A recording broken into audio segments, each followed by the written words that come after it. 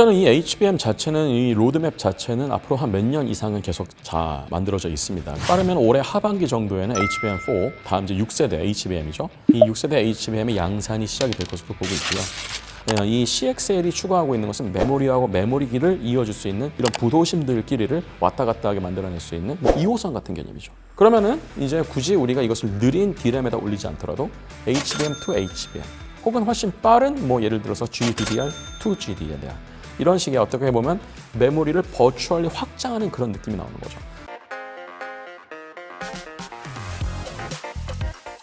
안녕하세요. 머니가이드 4 영월드 시작합니다. 저는 강호석입니다. 삼성전자와 SK하이닉스가 연일 사상 최대 실적을 갈아치우며 AI 반도체 시장의 중심에 섰습니다. 하지만 다른 한쪽에서는 중국이 미국의 제재를 뚫고 우회 기술로 우리 기술의 턱 밑까지 쫓아오고 있습니다. 오늘은 국내 반도체 산업이 호황을 넘어 앞으로 어떤 전략을 세워야 할지 이야기해 보겠습니다. 성균관대의 권석준 교수님 모셨습니다. 최근에 삼성전자랑 하이닉스 최대 실적 기록했잖아요. 이게 우리 기업들의 그 본질적인 기술 경쟁력 덕분인가요? 아니면 AI와 HBM 수요 폭증이라는 사이클의 영향이 더 큰 건가요? 둘 다에 해당한다고 생각하는 것 같습니다. 그리고 꼭 어느 한쪽일 필요가 없다고 생각하고요. 일단은 이렇게 속칭 물이 들어왔을 때 노를 저을 수 있는 능력 자체도 굉장히 중요하고 또 이게 물이 들어온다는 것을 읽어낼 수 있는 능력도 중요하고 또 물이 계속 들어온다는 환경 자체도 매우 중요합니다. 이 세 가지가 어떻게 보면 지금 겹쳐 있는 상황이어서 슈퍼사이클이 형성되고 있고 이 상황에서 그야말로 이제 역대급 실적을 거두고 있는 것이 현 상황이라고 볼 수 있겠죠. 다만 저의 생각에는 그래도 이 노전능 능력이 중요하다고 생각하는 것은 단순히 메모리만 잘 만드는 것만으로는 이렇게 큰 파도에 올라타기는 어렵기 때문에 그렇습니다. 메모리를 잘 만드는 것 플러스 이 시대의 변화를 읽어낼 수 있는 기술력도 굉장히 중요한데 저는 당연코 거기서 제일 중요한 기술력은 이 AI 반도체로 변하고 있는 반도체 이 산업의 지형을 좀 대응할 수 있는 능력이라 생각합니다. 특히 한국의 이 메모리 양사가 이 AI 반도체에서 가장 중요한 역할을 한다고 볼 수 있는 것은 AI 연산 장치에 있어서 메모리에 지금 걸리고 있는 병목 지점을 넘을 수 있는 기술력을 갖추고 있다라는 지점에 초점이 맞춰져 있다고 생각합니다. 잘 알려져 있는 것처럼 SK하이닉스 같은 경우에는 HBM, 즉 고대역폭 메모리로 대표가 될 수 있는 AI 특화된 메모리. 그리고 삼성전자 같은 경우에는 HBM만큼 잘 알려져 있지는 않습니다만 그리고 HBM을 하고 있기도 합니다만 CXL이라고 우리가 부를 수 있는 이런 클러스터와 클러스터 혹은 렉하고 렉을 이어서 같이 하나의 커다란 컴퓨팅 인프라로 활용할 수 있게 만들어주는 그런 기술력 같은 것들이 하루아침에 만들어진 기술력들은 아니고 당연히 짧게 잡아도 5년, 좀 길게 본다면 10년 이상 꾸준히 기술 투자를 했기 때문에 확보할 수 있었던 기술적 자산이다. 그리고 그 자산이 지금 이 때를 맞춰서 만개하고 있다라고 볼 수 있을 것 같습니다. HBM 말씀하셔서 여쭤보면 이게 어쨌든 하이닉스가 주도한 그리고 주도하고 있는 기술이잖아요. 네. HBM이 지금 꼭 필요한 이유는 뭔가요? 일단은 가장 중요한 것은 메모리와 왜 코어가 이렇게 속도가 다른지부터 이해하는 것이 중요할 것 같습니다. 보통은 이제 이렇게 이 코어와 메모리를 구분하는 것은 코어 자체는 0하고 1 사이로 왔다 갔다 하는 굉장히 고속으로 왔다 갔다 하는 클럭의 이 진동이라고 볼 수 있겠습니다. 그래서 모든 것이 디지털화된 정보를 0하고 1로 바꾼 이 디지털 정보를 산술 연산 처리를 하는 것이 우리가 흔히 얘기하는 CPU, GPU 같은 이런 연산 코어들이 해당하는 것이고요. 그런데 그런 코어들이 결국 무슨 데이터를 처리한다는 것은 그 데이터가 어딘가에는 존재하고 있다는 뜻이죠. 그리고 필요할 때마다 그 데이터가 코어에 들어왔다가 처리된 데이터는 다시 나가는 즉 인풋과 아웃풋이 굉장히 중요한데 코어는 그 인풋하고 아웃풋 자체에는 별로 관여하지 않습니다. 데이터가 어딘가에 저장이 돼 있어야 되고 필요할 때마다 이런 데이터의 입출 인력을 관장하는 것은 결국 메모리 쪽입니다.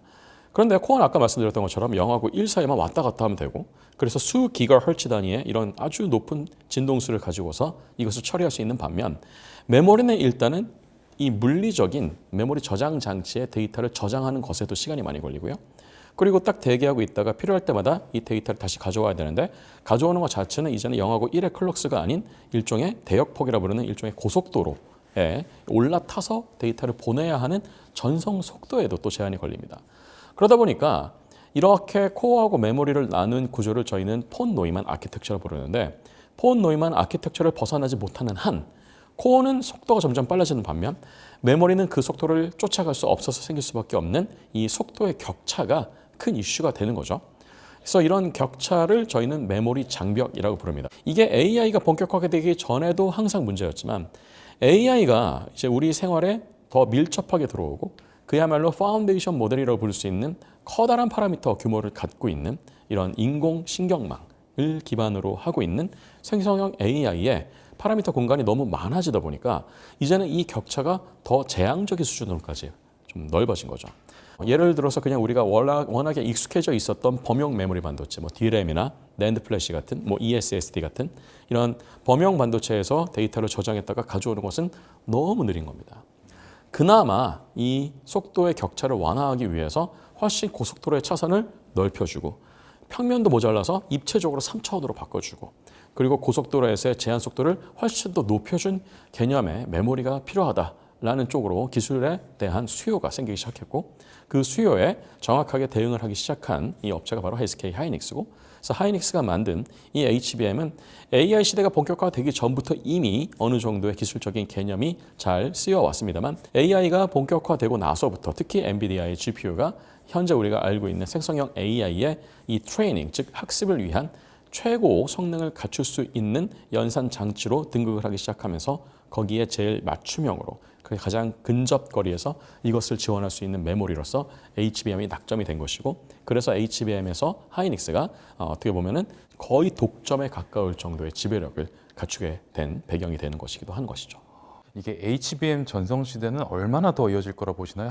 잠깐 막 HBF란 이야기도 나왔었는데 일단은 이 HBM 자체는 이 로드맵 자체는 앞으로 한 몇 년 이상은 계속 만들어져 있습니다. 그래서 지금 현재는 HBM3E에서 HBM4로 전이가 되고 있는 상황이고요. 빠르면 올해 하반기 정도에는 HBM4, 이 6세대 HBM의 양산이 시작이 될 것으로 보고 있고요. 앞으로 한 1, 2년 안에 이제 HBM4E, 그다음 7세대로 볼 수 있겠죠. 이게 아마 이제 R&D 단계를 넘어서 양산으로 넘어갈 것이고 한 2, 3년 내로는 HBM4E의 세컨드 페이지로 넘어가게 될 것이고 2030년대 초반에는 뭐 HBM5 단계로 넘어가는 이런 로드맵이 어느 정도는 이제 가시권 내에 들어와 있다라고 볼 수 있습니다. HBM의 로드맵이 이렇게 지금 강건하다라는 것은 다시 말하면 아직까지는 GPU에 특화된 고대역폭 고속 메모리 그리고 용량까지 확장이 된 이런 HBM을 기본적인 메모리로 상정을 해서 만들어내고 있는 AI 컴퓨팅 로드맵 자체도 굉장히 강건하다라고 볼 수 있는 것이고요. 그래서 적어도 4, 5년 정도는 이 HBM을 위시로 하는 AI 메모리 반도체의 로드맵은 쭉 갈 것으로 보입니다. 그런데 이제 한 가지 관건은 이 HBM을 그럼 앞으로 HBM5 다음엔 HBM 뭐 5E, 뭐 6 이런 식으로 가는 것도 아닌가 이렇게 생각할 수 있는데 몇 가지 좀 기술적인 이슈들이 나오기 시작하고 있습니다. 사실은 HBM3E 정도만 하더라도 이미 그런 기술적인 이슈가 신호가 있긴 했었는데 HBM4, HBM4E 이 정도로 가기 시작하면 무슨 문제가 생기냐면 결국 용량을 확대해야 되고 더 고속으로 만들어야 되기 때문에 일단 많이 쌓아야 됩니다. 그리고 훨씬 더 이 고속도로의 차선을 늘려야 되기 때문에 우리가 흔히 얘기하는 트루 실리콘 비어라고 하는 굉장히 얇은 엘리베이터 같은 이러한 좀 구멍을 많이 만들어줘야 되는데 이게 층수를 높이는 것도 문제지만 구멍을 뚫어주는 것도 문제고요. 또 고속으로 이것을 왔다 갔다 한다는 것은 이 고속을 만들어내기 위해서 전류를 흘려줬을 때 그 전류가 데이터의 입출력에만 관여하는 것이 아니고 상단수는 그냥 낭비가 돼버립니다. 근데 하필이면 그 낭비되는 형태가 열이죠. 그래서 열적인 문제가 점점 불거지게 된다는 거. 그래서 이 얇은 엘리베이터, 즉 스루 실리콘 비아를 많이 뚫게 되면서 이 칩 자체가 점점 구조적으로 약해진다는 거. 그리고 열 문제가 발생해갖고 이 열적으로 인해서 생기는 문제들, 특히 열 팽창 개수가 달라진다는 게 문제가 됩니다. 혹시 기자님 예전에 학창 시절에 바이메탈 이런 거 들어보신 적 있으세요?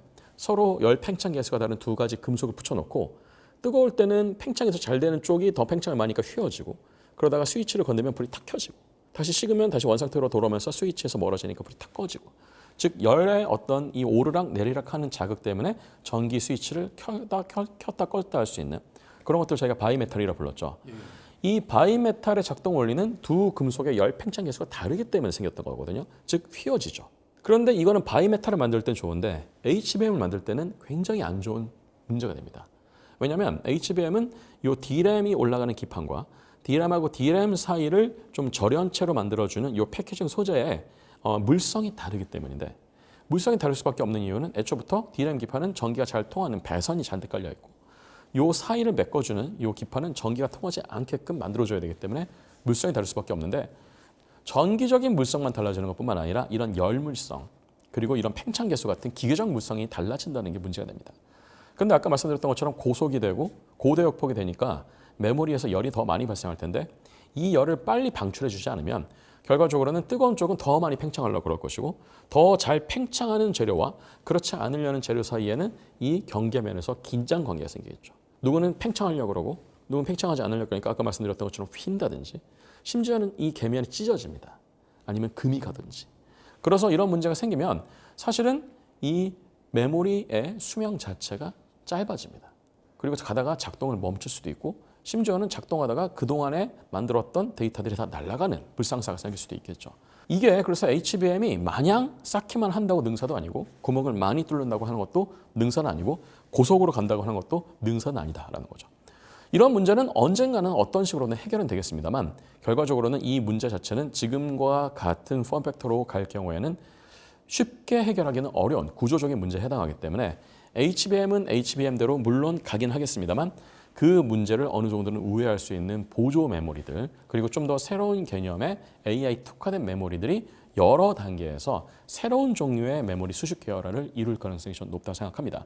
HBF 같은 것들도 HBM을 대체한다는 어떤 요소로서기보다는 HBM이 너무 힘에 부치니까 HBM을 좀 도와줄 수 있는 새로운 예를 들어서 계단을 2칸씩 3칸씩 내려가면 어려우니까 중간에 좀 작은 계단을 만들어주는 그런 개념으로 보조 메모리 형태로 들어올 가능성이 있고요.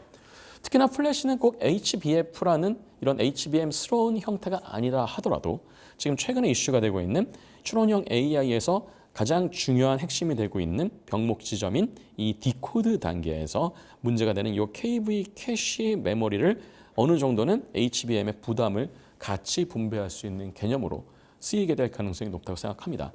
이런 문제는 HBF가 아니더라도 사실은 얼마나 이 HBM에서 소화하지 못하고 있는 즉 스피드 오버가 되는 이 메모리의 용량을 누가 같이 분담을 할 것이냐 이게 굉장히 중요한 이슈가 되고 있고요.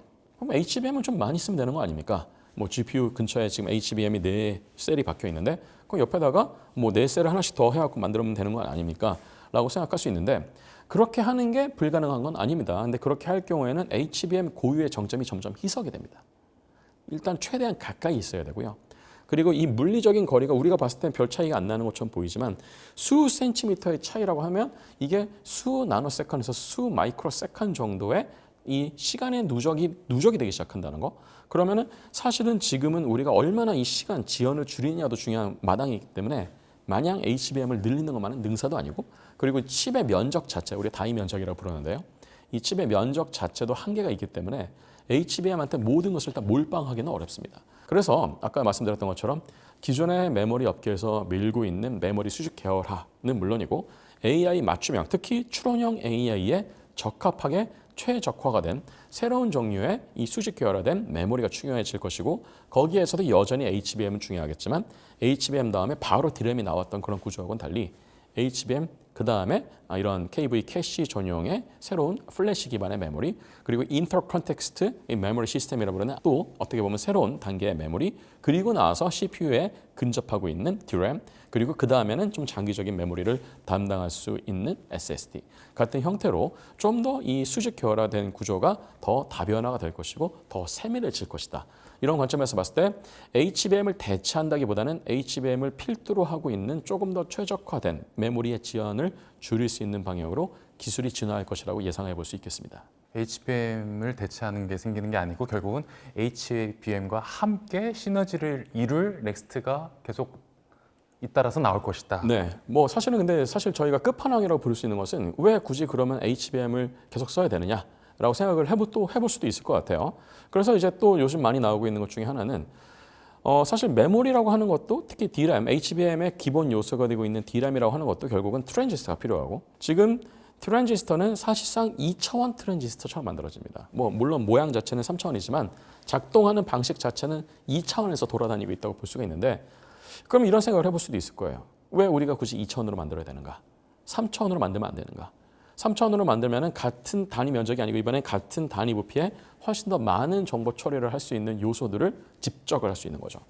이렇게 되면은 이제는 같은 DRAM이 훨씬 더 많은 정보량을 처리할 수 있게 되니까 용량이 확장이 되는 효과가 생길 수도 있습니다.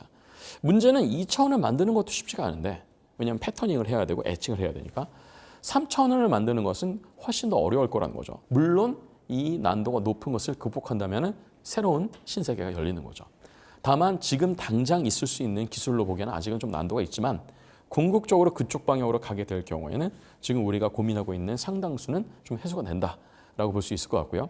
그래서 지금 당장은 아니더라도 한 2030년대 후반, 앞으로 한 10년 후, 뭐 길게 봐도 20년 안쪽으로 이 3차원 트랜지스터를 기반으로 하는 새로운 종류의 메모리의 전성 시대가 열릴 것이고 그때쯤 되면은 이제 HBM을 굳이 쓰지 않아도 될 정도로 굉장히 열 관리도 잘 되고 이런 정보 처리, 정보 저장, 정보의 인풋 아웃풋에서의 성능이 훨씬 좋아진 새로운 종류의 메모리가 나올 수 있을 것이다라고 생각합니다. 3차원으로 가기 위한 캐펙스는 이미 대부분의 반도체 업체들이 투자하고 있는 건가요? 아직은 뭐 양산 단계는 아니기 때문에 대규모 케이펙스를 집행하고 있는 것은 아니고요. R&D 단계에서 이제 몇몇 개념 테스트, POC 테스트를 좀 하고 있는 것으로 알고 있고요. 다만 이쪽도 서로 눈치 싸움을 좀 하고 있는 것 같습니다. 어느 한쪽이 먼저 3D를 한번 이렇게 속칭 질렀다가 아마 대부분 처음에는 처절한 실패를 할 겁니다. 양산에서 검증이 안 되기 때문에. 다만 그런 실패 데이터가 업계에 공유가 돼야지 그 다음 단계로 나갈 수 있어서 이 부분은 어느 한 회사가 혼자 단독으로 만들기는 어려울 것 같고 국제 공동 표준 규격을 같이 만들면서 공통적으로 대처해야 되는 기술적인 난제는 어느 정도는 협력을 해서 풀고 그 다음에 이제 각 회사가 추구하고자 하는 기술 방향을 세분화해서 차별화하는 방향으로 가는 것이 가장 합리적인 기술 방향이 될 것으로 보입니다. 아까 삼성전자 이야기하실 때 CXL이라는 것을 살짝 소개해 주셨습니다. 네네. 조금 낯선 개념인데 구체적인 설명을 좀 부탁드리겠습니다. 뭐 우리가 CXL 개념을 얘기를 하기 위해서는 왜 엔비디아가 NVLink라는 것을 가지고 있는지도 생각해 볼 필요가 있습니다. NVLink는 일종의 고속도로입니다. 근데 뭐하고 뭐를 이어주는 고속도로냐면 이 자사가 만든 GPU의 코어와 특히 HBM의 관제탑 역할을 하고 있는 로직 다이가 있습니다. 그 로직 다이 사이를 이어주는 전용 고속도로라고 볼 수 있습니다. 그리고 이 NVLink는 엔비디아만 쓸 수 있습니다. 엔비디아가 규격을 정하고 정확한 기술 스펙은 엔비디아만 알고 있어요. 다만 이 기술 스펙에 맞출 수 있는 메모리 공급 업체들을 선정을 하는 거죠. 이 스펙을 맞추면은 합격을 하는 거고 이 스펙을 못 맞추면은 영원히 납품이 안 되는 그런 구조라고 볼 수 있겠습니다. 그런데 이 NVLink가 워낙 압도적인 성능을 가지고 있는데 그 성능이라는 것은 다시 말하면 엄청나게 빠른 고속도로를 놨다는 거죠.